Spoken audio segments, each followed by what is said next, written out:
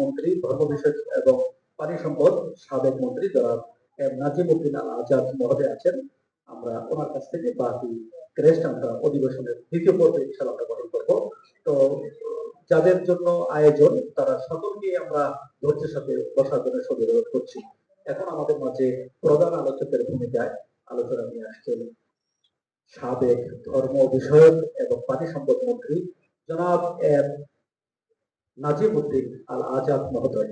নাজিম উদ্দিন আজাদ মহোদয়কে তার প্রধান অতিথি প্রধান আলোচকের আলোচনা করার জন্য সবিনয় অনুরোধ করছি।